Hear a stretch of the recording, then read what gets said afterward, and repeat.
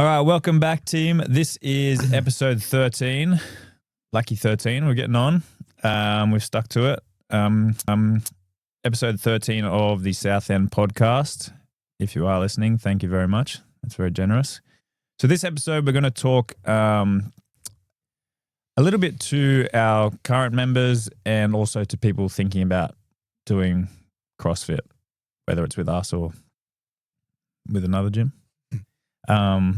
But how I kind of titled it was how to be a successful CrossFit athlete, and why that doesn't just mean winning competitions.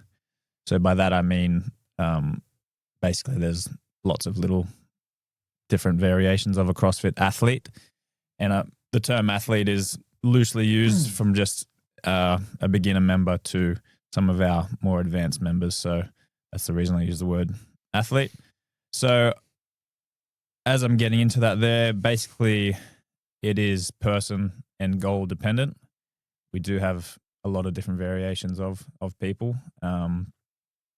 So what sort of people do you think are mostly suited to what we're doing? Yeah, when you were just talking then, because basically we spend our whole time trying to bring as many people into the gym as possible, right? And our biggest difficulty is getting over the fact that it's a CrossFit gym and people feel like they can't do it or feel too intimidated by the movements. And you calling people athletes definitely puts people off for sure. And that's just a terminology CrossFit have always used for their members, always. But like you said, that could be someone who's got a real big sporting background and looking to really like try to push themselves in the CrossFit space. And that also means someone who hasn't trained for a long period of time and hasn't been in the gym at all. And because we are focusing on beginners at the moment a lot, we're getting a lot of people coming in and they're like, I haven't really done much for 20 years or I've never really done much. Which is challenging for us and the coaches to bring them in, but there's definite advantages to it as well, because you have a base point of where you start. Yeah, exactly. Like you're not, if there's someone completely beginner, you almost change a majority of what's programmed to try to find a suitable variation for them to start, rather than use someone who's kind of done it a little bit, but their movement's still not there. Sometimes it's almost better just coming in. Yeah, green. I say that to people. We get asked it super often. Like, can I? I've never done CrossFit before. Can I do the class? And I say, yeah, we almost prefer that. Yeah. Sometimes it is like, don't get me wrong. If someone's got 10 years of CrossFit experience, you know they're pretty much going to be settled, and it's going to be a fairly easy transition for them. But other than that, I do literally say to people, look, we often prefer that because we get ahead of bad movement patterns, or something that you might have learned elsewhere that isn't how we do things. We have a process of how we like to treat our members and that training journey. But back to that intimidation factor, I can see why people would think it's intimidating in some instances, and I think a lot of that is probably from the top end media of CrossFit, and maybe this like historic thought of who CrossFitters are, like being very, I don't know, just these jacked weapons. Yeah. Which there are a lot of that, and we have a lot of members like that as well. And they train without clothes mainly. Yeah, true. You know what I mean? That's like one of the girls are like hot pants and like a little top, and guys shirts off constantly. Yeah, it is one of the traditions, I guess. It's known for somehow. Yeah. But it is a lot more than that, obviously. It's funny because I think CrossFit from the HQ standpoint, they have always pushed the CrossFit is for everyone, but somehow between that original message and like at the affiliate level, which is where we are, it can be lost. And that's where this like, oh, I can't do CrossFit. No way. There's no chance. Yeah. Because there is some things in there that seem intimidating, like we just said, like the lack of clothes or whatever, but it's obviously not everyone. I don't take my shirt off, for example. But there is some pretty, like some normal people doing some pretty cool things in there. I think that's potentially a Yeah. intimidation factor. I think the movements can put people off. Like we just got one of our coaches, Lydia, today to do a video on bar muscle ups, which is one of those movements where people look at and go, I'm never going to be able to do that, or I can't do that, so I won't join the class. But in reality, I don't know how the numbers on it, but like Maruba's getting there where there's, you might have a 5 p.m. class and you've got 10, 12 people doing bar muscle ups in a class. Yeah. But majority of the time it's people doing progressions. So Coach Lydia just broke down of like, this is what we do, but this is also CrossFit. And it's just like, I know you've done a little series on that as well on our Instagram a while back. And just so people, because they think it's that or nothing, right? Yeah. So I can't do a bar muscle up. So then what's the point of me doing this workout and why should I do it? And I had a conversation with one of our members, Kane, who actually has decided to pause his membership for a bit because of that reason. And I bring it up just because it's something we are trying to work on. It's something we want to try to include everyone. But at the same time, we are doing CrossFit and we do want to progress these movements because there's value in it. Like I don't see there's value in someone paying $63 a week for erg, burpees, running, Yeah, stuff you could almost do in your garage. There's no technique. Like it's a waste to have Lydia, who's a high level coach, just coaching those movements. Like it's very limited. Yeah, exactly. And the value each member's getting there, you're just coming in and you might as well just have a virtual assistant on the screen. Just copy that, Yeah, whereas actually trying to get better movements, working like safely. Yeah. Developing skills, developing strength. And I know people just want to come in and sweat, but we do that. Yeah, that's in there as well. Trust me, you fucking sweat, you know what I mean? It's hard.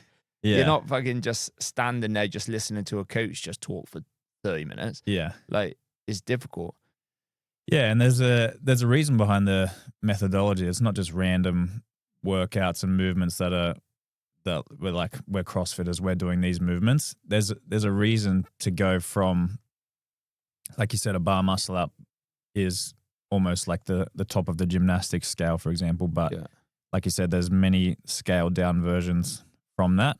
And there's a reason that your body needs to adapt to the strength and the load on your tendons and all that, all the way through as your body shape changes, as your conditioning increases to get to those steps. So it's not just like we're CrossFitters, we do muscle ups, so you need to catch up. It's part of your development. You don't have to as well. You know what I mean? Like, you don't want to. Anywhere from 0 to there is let's just build just strip pulling capacity. Yeah. Like we do heaps of that now, right? We work on our strip pull-ups rather than just doing all these gymnastic movements because it's just fundamentally better for us what we're trying to do. Yeah, exactly. Right now. You know? But if someone wants to do it, there's progressions and a journey to do that as well. Exactly. That whole scale is the reason why it is such an effective way to train, because there's something for each option, and your body will never stop being able to adapt because there's so many progressions above you. How fun and exciting is that, though? You know exactly, what I mean? Yeah. Like you start at a gym and you're like, I don't even know what a bar muscle up is, or I don't even know what a power clean is. And then like 6 months down the line, you're power cleaning like your body weight and stuff like that, Yeah. Like it's a cool journey rather than just turning up and just sweating. You know what I mean? Like,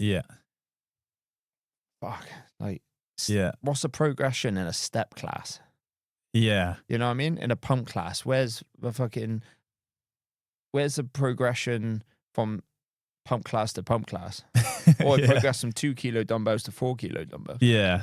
And people are like, oh, I don't want to load the body with weights, which I understand, but it's very beneficial to get some load in on there. And 2 kilo dumbbells are doing fuck all. Yeah. Yeah, exactly. Like, and also, where's the technique forever as well? Yeah. You know what I mean? Yeah. That's what I mean. There's like punching me out on the beat of a song isn't technique. Yeah. And how long are you going to be able to do that and stay interested is a thing.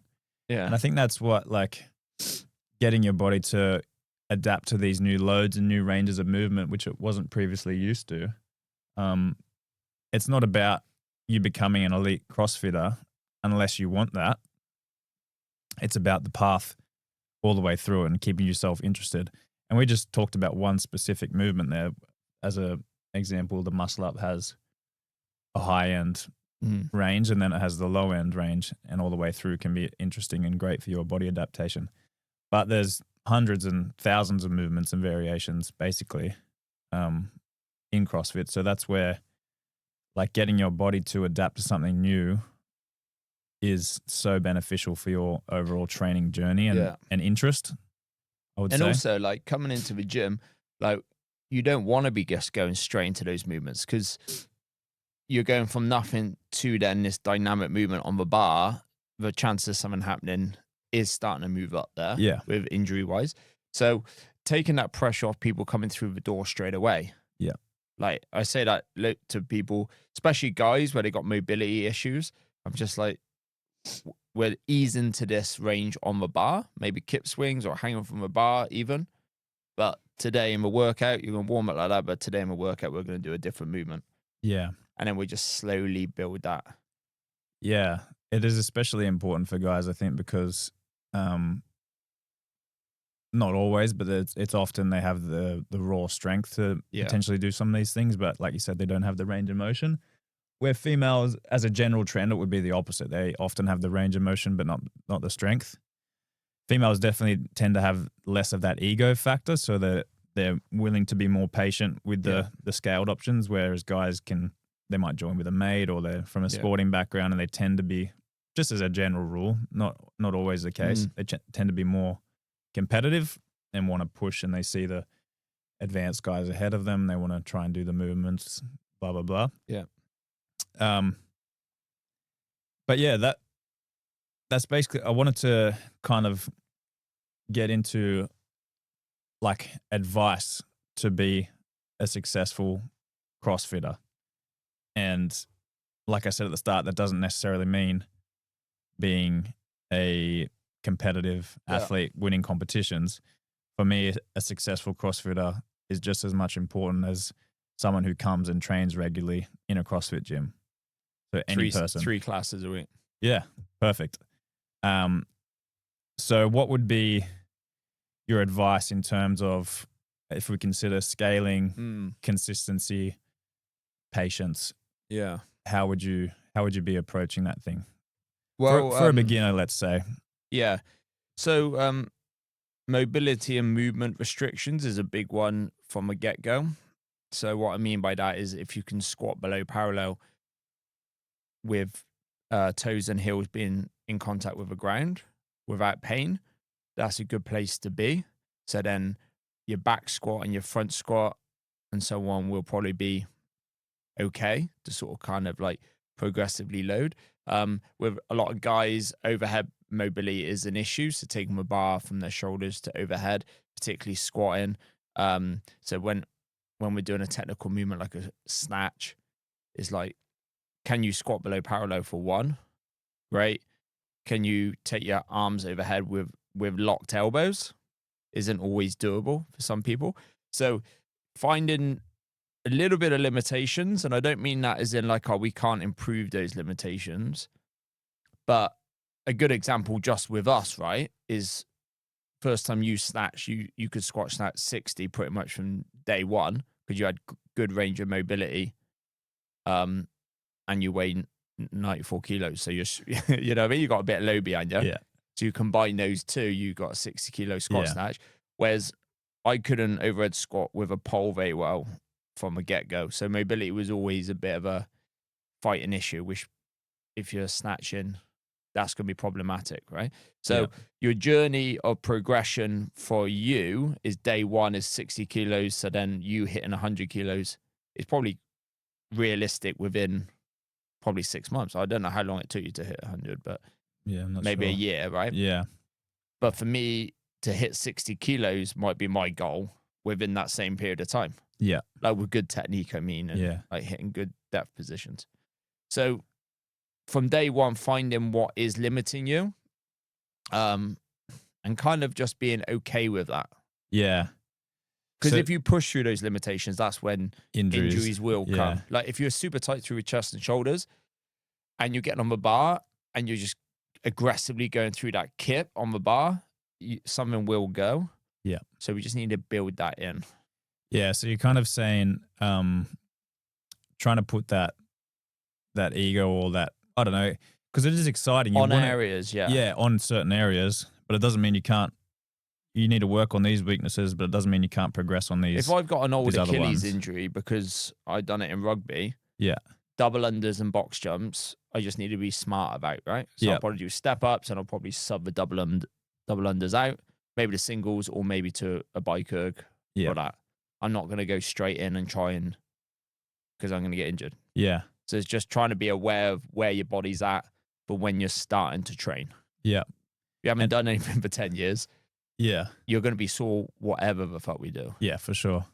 And it doesn't, like, for example, for yourself, whilst you work through those, and it definitely came along, for example, your snatch, your range of motion and your strength in those limited positions for you came along a little bit slower. Your conditioning and power in other areas that didn't. It's just what you're prone to, yeah. Yeah, they went to a really high level, right? So you just have to really be prepared to, like. But what did I back. prefer doing? I prefer doing the conditioning pieces and the high squat volume and so on because I was better at it. So I just done more of it. So that also helped accelerate. Whereas rewinding the clock, I would have probably reduced my endurance capacity heaps and just focused and rested more and focused on developing strength. Yeah. And I knew that, but it's hard because you just want to train hard. Yeah, exactly. You know, and it's like, what? Yeah. I get people's issue with it sometimes because it's like, I do want to just train hard. So it's trying to find that balance of, like, if you want to get double unders, practicing 10 minutes before class every day will get you double unders within 4 to 6 weeks. Yeah. But if you don't care about that, then just practicing in a class and they might slowly come. Yeah. Yeah. And I think that's just trying to get people to realize, even if someone hasn't tried it yet or they're at that early stage and they see people, because there's people that are doing everything well now, but at some stage, I guarantee you, they had movements that they were terrible at. So it's just about trying to, like, take wins in places while other ones are going to take a little bit slower for you, and just trying to manage that so you're not getting injured, because the main goal is for you to train consistently, right? It's not about you forcing your way through this exciting skill, like forcing your way to do handstands when you're not ready and then you end up getting injured doing them. That's only going to affect you negatively, because I know how cool it is. Like, it really seems like attractive to be able to do a handstand or be able to do a muscle up. I get it. But the only way you're going to get there is by being able to keep training for these important building months and weeks and years to get to that. Yeah, for sure. And also, like, each workout, like what we trying to get from each workout. So like when someone comes in and they're a beginner and it's calories on the machine, burpees, step ups and running, and you're a beginner and like you're all good injury wise, let's get after that one. Yeah. Let's put some intensity behind it. Let's go a bit hard on it. So by the end, you're like kind of like on the floor and you're like, wow, I pushed really hard. If there's overhead squats and double unders, let's just take the intensity back. Yep. Work on some technique with your overhead position and work on sort of some double under sort of practice. That's one way to go. If you don't want to do that and you want to come in and train, then we can switch that out, and we can switch that out for something which is doable, like a front squat maybe, or a goblet squat with a kettlebell. Yeah. And then those double unders could go single unders, or even, I don't know, calories on the echo bike or something like that, if you just want to come in. Yeah.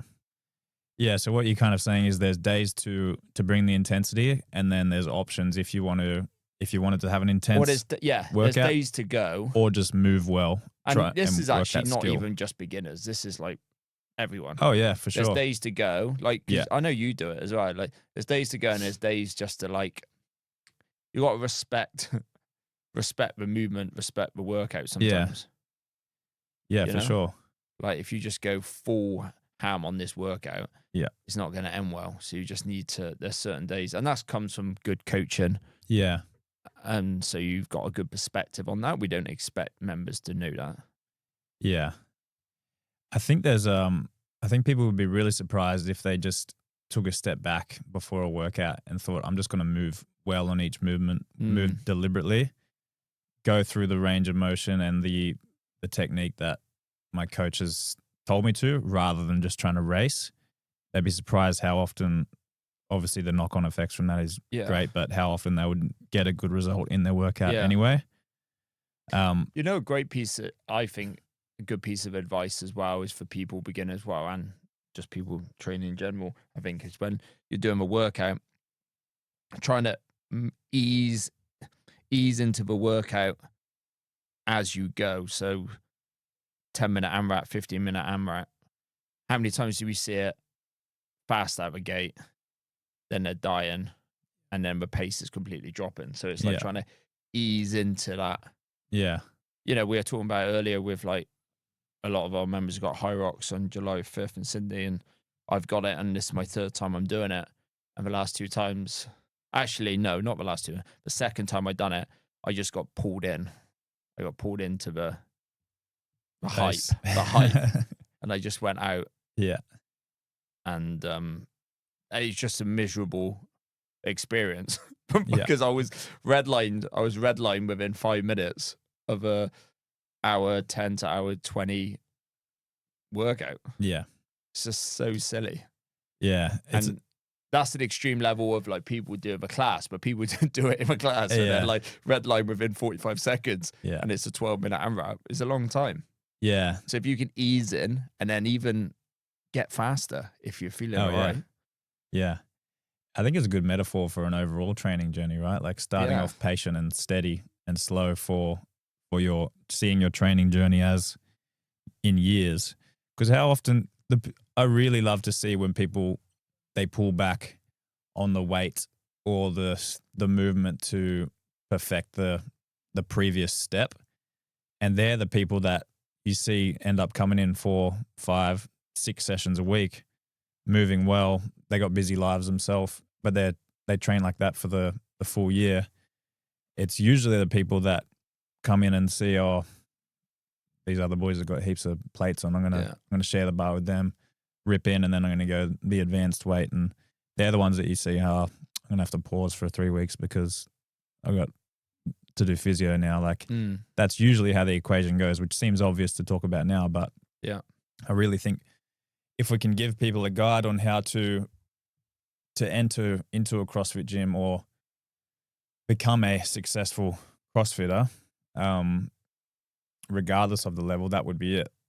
Respect the scales of it, respect the movements, and that's how you're going to achieve consistency in training, which should be really everyone's goal, to train often and long term. Yeah. I think. Yeah. And having that RX as your workout, which is obviously that came from CrossFit from when they originated. Sometimes that can be just like, that's what people think they should be doing. And that's where it can be a little dangerous because people come in and just put 6 kilos on the bar. Yeah. Even though, they're 2 weeks into knowing how to power clean or whatever it is. So again, that just comes down to being in a good gym with good coaches and not just being pushed into, oh no, you got to do it as RX. And then, the longevity, like you said, of that is not going to be good. Yeah, I think one thing we'd really try and focus on, and we definitely put this through all our coaching systems and trainings, is that no level is more or less important than the other, and it should always equal that each level of member, no matter who they are, is getting the most out of their session for them. Like no session is wasted. Yeah. No one should be regretting a workout, no matter what the level is. So that brings me back to what I said at the start about being goal and person dependent, right? So the success of someone might just be training for health, which is cool. We've got the tools to help you do that. It might also be to be a really competitive CrossFitter. We've also seen some crazy increases in ability and in some of our members who might have come in as, average level, and now they're really good. So I look at Emily, our previous coach, just won Torian Pro on a team, crazy. elite team. Yeah, and you saw. I remember her first session, man, doing Russian twists on the floor with a 10-kilo plate, like dying. Yeah, I remember seeing the video. I wasn't around then, but I saw the video of her first muscle up. Muscle up. Yeah, it's crazy. Yeah, that was in the gym. Yeah, she is the stereotypical, just consistent person. Getting better every year, mate. It's crazy. Just chipping away and no real natural talent. We used to do comps together, Yeah. Same level. Would you go again? And now, look how fit she is now. You didn't get the call up for this year? Didn't get the call up. Yeah. Couldn't even do the girls' weights, man. So I thought it would be a good idea to wrap this up with a few member highlights, or almost like a case study of some of the people in both of our gyms that we think represent what we've been talking about well. I'll go first if that's all right. Yeah, come on, man. I got one here. So I tried to pick a few people across the range, so to kind of actually give you evidence of what we've been talking about from the whole scale of ability. So my first one is Deborah. She's a flight host here. So she has a weird schedule, probably always jet lagged. She's always got to be away for a week at a time and then back for whatever it is. She also has some work stress injuries, like her neck is an issue from the work she does. And I think for herself, being in her golden years, she did always train, she said. But I would say she would never have thought she'd do CrossFit. She wasn't that type of person. But now she can't stay away. For example, she's always kind of just said, I'll do the scaled option.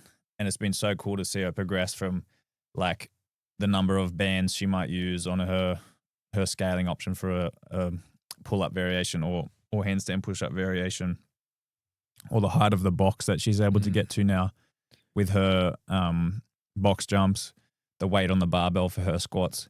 She's always really just said she doesn't care about the ego side of things, obviously. She's got nothing to prove. She just wants to be able to train for a long time, and she's increased over the last few years a crazy amount. It's so cool to see.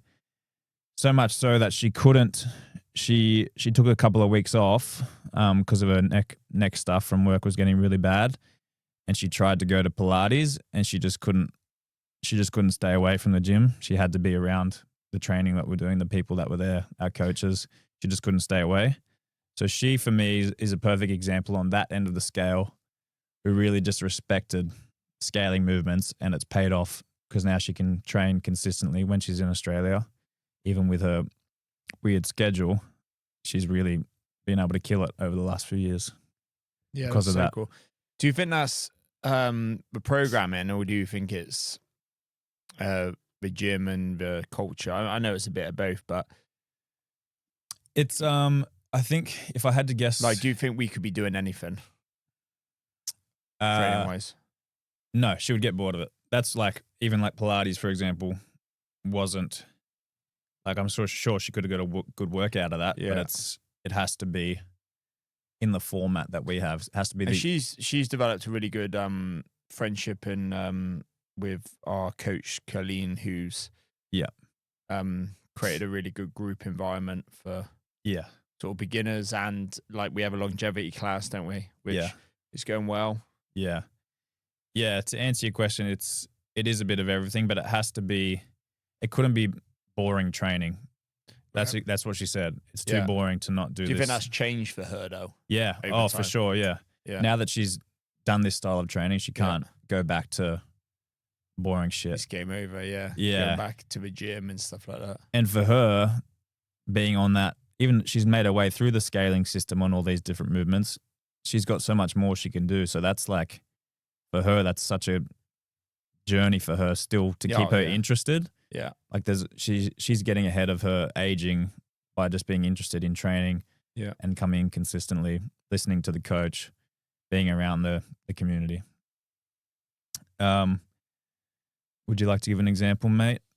On the list here, you have Glory. Yeah, Glory. Yeah. So, cool name. Glory. She is cool, actually. Yeah. Glory's got a chronic back issue. I can't remember what it exactly is. She's probably told me 10 times, but I remember. So she's very good at doing the movements, load in when necessary, not loading too much when necessary as well. Kind of knowing where the limitations are, but without just taking the easy option. I'd say she's good at. But what I also love is that the gym we've just we've had for 3 months now down in Shell Harbour. Previously there was a 7 a.m. class on a Saturday, so you had a 7 a.m. and like an 8:30, I think it was, and the 7 a.m. was seen for like the CrossFitters. Yep, like this was in the previous gym, not in our gym now. Seen as for the CrossFitters, so no coaching. And you need to know what you're doing, which is hilarious, right? Because no one knows what the fuck they're doing anyway. And also, if there ever needs to be coaching, it needs to be in a fucking CrossFit class, you know what I mean? So they basically weren't allowed to go to that class. The previous owner didn't allow. Correct. So now our programming on a Saturday is the same. So 7 and 8:15, same workout, just variations for advanced, RX, and open. And she was one of the first to start coming to that 7 a.m. like when we took over, because it was a bit quiet to start with because people still saw it, and now the 7 a.m. is getting busier than the 8:15. So people cool. are fucking loving it. So cool. So Glory helped change the culture of that a little bit. Pioneer, Jeez, mate. Yeah. Get her a shirt or something. What a legend. I think she actually bought a shirt. I saw it on there. Yeah. So she got it yet? Or? Finally she does. I won't take full responsibility. My next example from our Maroubra gym, Daniel O'Driscoll. Round of applause. So this is a very friendly lad who came from a sporting background. He's Irish. So he's playing all sorts of those funny sports the Irish play. So he would have been considered I don't know how old he is, probably mid to late 20s maybe. Mid maybe. He would have been considered sporty, but when he came into our gym, probably maybe a year and a half ago, something like that. I'd say a year. The skills were very foreign to him, especially the gymnastics and the Olympic lifting stuff. He's the example of someone who just keeps showing up. He's always there. Like he's there, I would say at least 5 sessions a week. He does the extras classes and that sort of things as well. He's really getting into it. And now he's doing like beautiful toes to bars, muscle ups on the bar. The other day I was in the class with him a couple of months ago, and he's 20 kilos lighter than me, and we were pretty much lifting the same. There was a max lift at the end, a clean. Mm-hmm. He was pretty much lifting the same as me, and he looks like a proper athlete now. Yeah. Like he's filled out, he's muscular, and his engine is crazy. He's still a fast runner. Like he's just turned into this, from this sporting background where you'd think, oh, he's fit, he can do sport. But it turns out he couldn't like do some of the more technical and high volume movements that we have in CrossFit. But now just because he's showed up for this past year or so, he's been able to get all the way through, and now he's really good, to be honest. He's awesome. Yeah, it's really impressive to see. So here's an example of different to Deb, how she's on a different path, obviously, but he's come from this, he's young, sporting background, not really a lot of injuries, but now he's actually become quite a good He was good at removing CrossFitter. His ego, wasn't he? Oh, 100%. Taking coaching advice. Very humble. But also willing to push when he felt like he could. Yeah. Yeah, he definitely takes responsibility. I remember one of the first workouts I saw him when I was just like, I was unsure. I think it was box step overs, and he had the 222s, and I was a bit like, you can be all right with that. And he's like, oh no, I think I'm okay. And mate, animal. Yeah.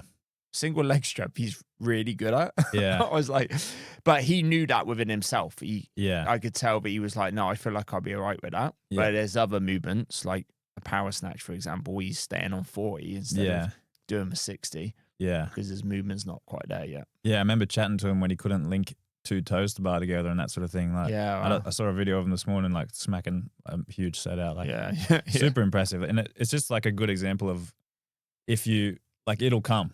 Yeah. If you just keep doing it, it'll come. Yeah. Yeah. Back to Shell Harbour, mate. Loz. Oh, yes. Loz Wilson. Mum of 2. They're quite young as well, actually, her kids. But she's just progressively increased intensity and advanced her movements over time. A lot of these people, because I haven't known them for that long, to be honest, but you can get kind of just gauge where they've been. And like, obviously I've spoken to them as well and like how they've sort of gradually progressed. But what I love about Loz is that she is a good example of someone who was probably a little lost with her training before, not being that infused about it, you know, just like rocking up. She's a bit of a veteran CrossFitter? No. She's not? No, I don't think so. So just sort of going from thing to thing. But what is great is that like within my gym, people will make these connections with other members. And then as soon as they make that connection with that member, it's like, that's their like training buddy. And that's not just means that it's just them and, you know, they're not interacting with the rest of the community. But when you've got that person to train with who is a similar level to you, you just can bounce off each other. Yeah. So I remember so hers is Kayla, who's a very fit mum as well.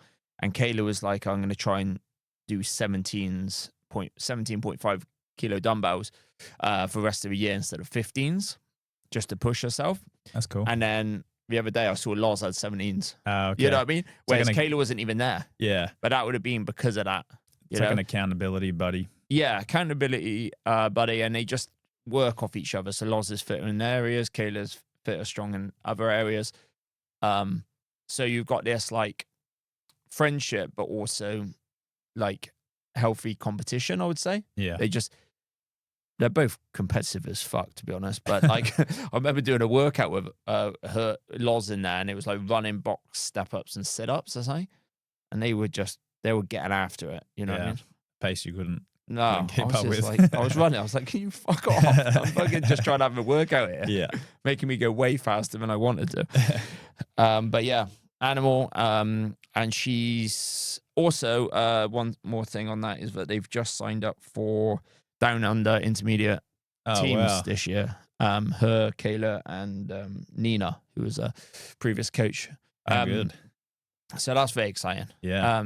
And just even taking that step to like book onto something like that is quite a big step, really. Huge, yeah. Because you just make yourself, I don't know, put yourself in that situation where you're like, fuck, what if I'm not going to be able to do something? You know. Yeah. So you're challenging yourself. Yeah, and you end up finding out, there's a movement that maybe you're not super proficient in, and then I let the team down. Yeah, you know. Then you work on that movement, and then that's the whole snowball of getting that's better. Exciting now. I reckon they'll do well. Hopefully they qualify. Yeah, that's cool. Good. My next example was Gabby O'Keefe, which member of the year, member of the year, reigning champ. She's pretty much the ideal member in a lot of ways. She's a mum. She's had 2 pregnancies through her time as a member. I think she's definitely got 2 kids.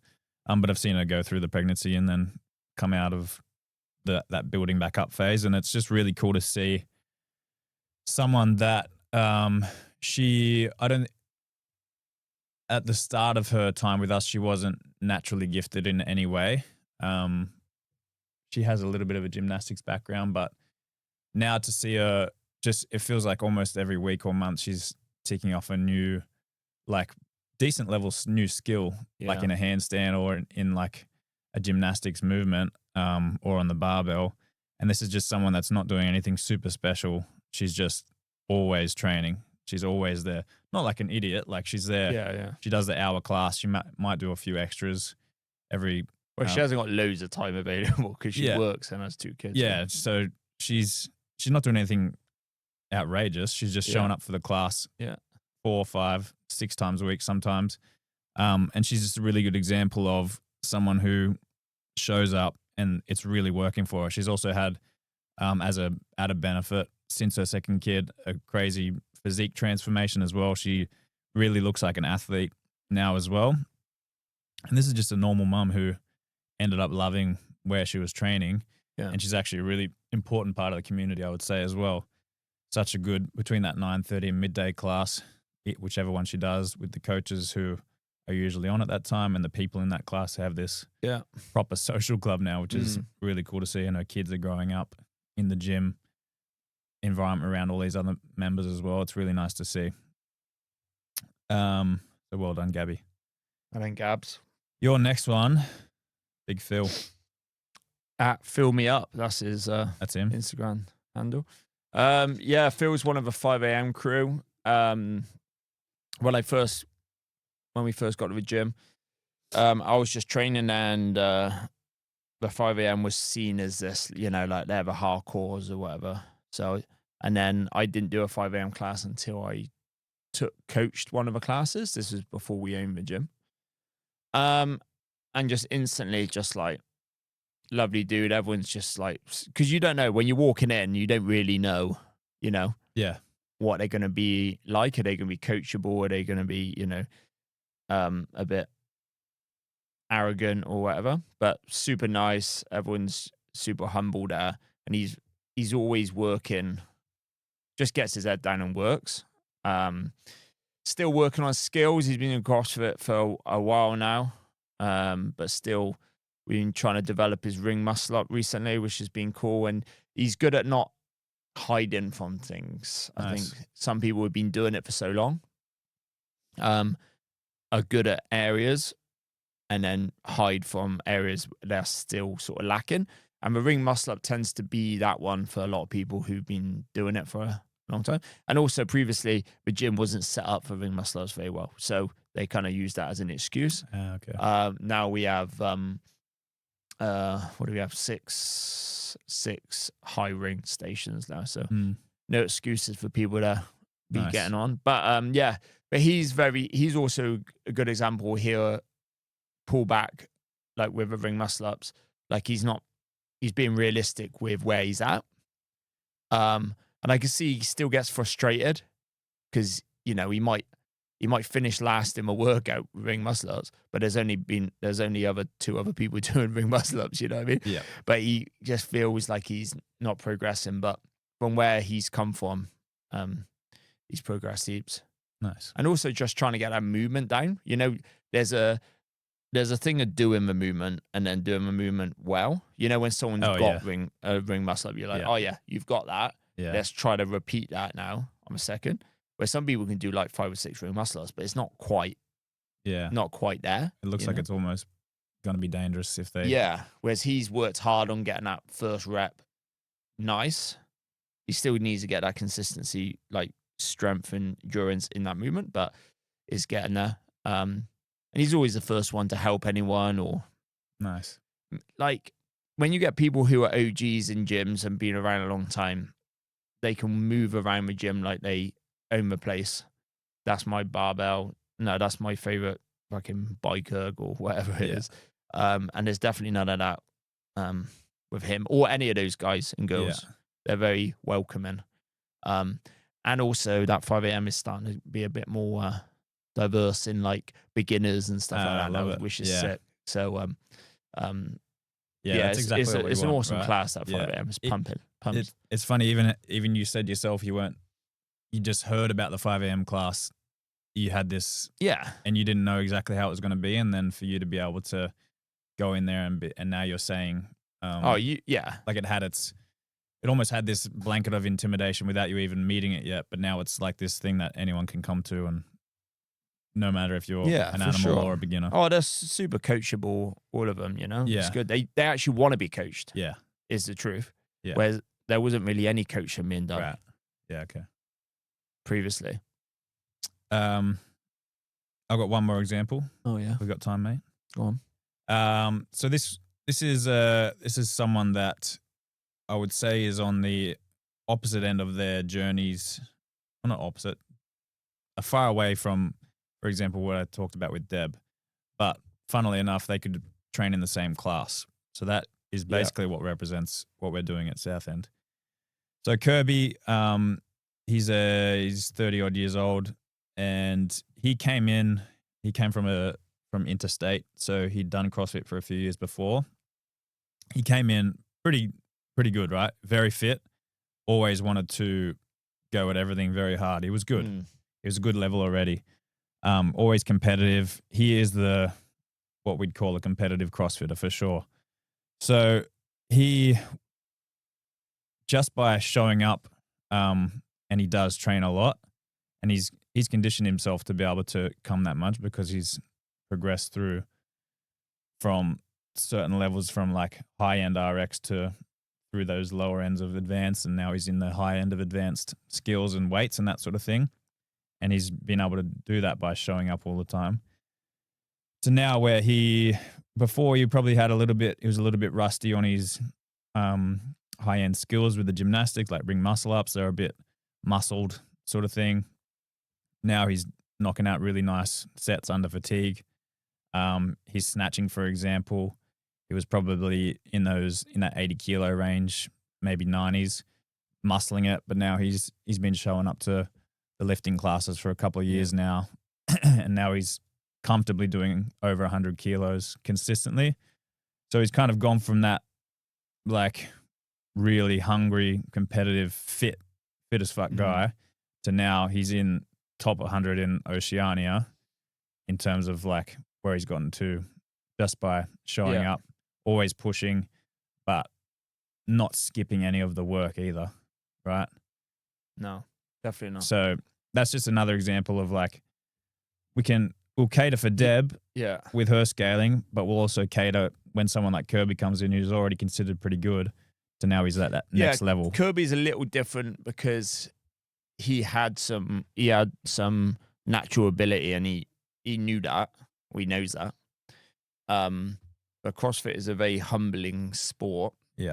And it's very hard to be good everywhere. So he always had that engine, that grit and determination, and he's quite light as well for his strength. So gymnastics have always come easy for him. But it's been definitely the weight side of how much to lift. I remember one of the first sessions he came in, it was like a row dumbbell snatch workout, and he completely annihilated it. And might have been toasted bar in there as well.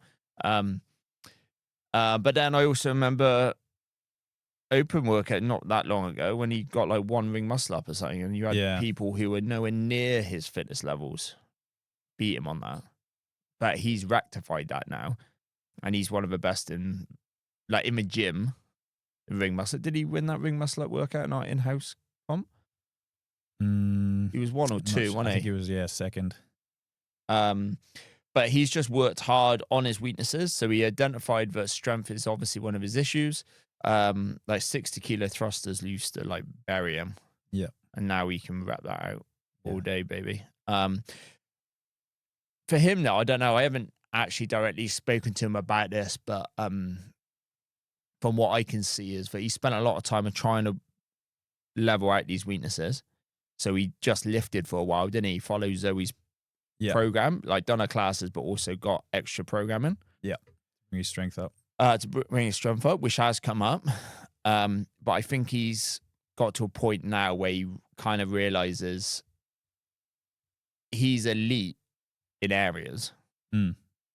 Gas tank and like some gymnastic movements, he's like elite Torian level kind of thing. But that lifting component is always going to be a bit problematic. Yeah. And it's already come such a long way. Like even in the in-house comp, he's the fittest in the gym, but he didn't win it because it was a clean complex. Yeah. And he finished 8th from a clean complex. You know what I mean? Yeah. And that's like, he's still lifting well, but it's just he's elite as fuck on like toaster bar and fucking muscle ups. You know what I mean? But there's always, it's a frustrating, like he messaged me, it's like, fuck, I think the lift's got me again. You know what I mean? Yeah. But it's like, Yeah, there's always levels to it. But I think he's kind of like, I don't know, not accepted it and like you don't want to keep getting stronger and better, but kind of realized that, Yeah. he's probably not going to get to the level where he thought he could potentially because of that lifting. Like, what were they lifting on the weekend for the elite comp? The last bar was 161, right? Yeah. 162 or something. Yeah, around there. Insane. And that got hit by a lot of guys. Yeah. 160 kilos. Yeah. And even some of them weren't hitting it. Like, there's so many You got levels. people like Max Lees, who's a local CrossFitter, and and how much does he weigh? Fuck, not much. No. Yeah. You know what I mean? It just shows like he's probably late 70s, I reckon. Yeah. It just shows how many levels there are to it, right? Yeah. Always room to improve. Yeah. But, I mean, he's a freak and, Yeah. And he loves capacity it. And he works full time. He's a dad as well, like got a Yeah. young kid, like, and he's still being able to progress yeah. so much over the last couple of years. It's been cool to see. Oh, yeah. Like, imagine his strength numbers when he walked in instead of like, they were just that bit higher. He'd be Torian for sure. Yeah. Oh. Yeah, I think that's a roundabout way of wrapping up how to navigate getting into, or if you're already in CrossFit, to kind of optimize your training for the best results in terms of consistency and training for a long time and continuing to get better. Sweet. Would you like to add anything else? No, I think that's good, mate. That's it. All right. Thanks very much for listening, guys. We will see you on the next one. Tap. Tap. I do want to get, I don't want to be too negative on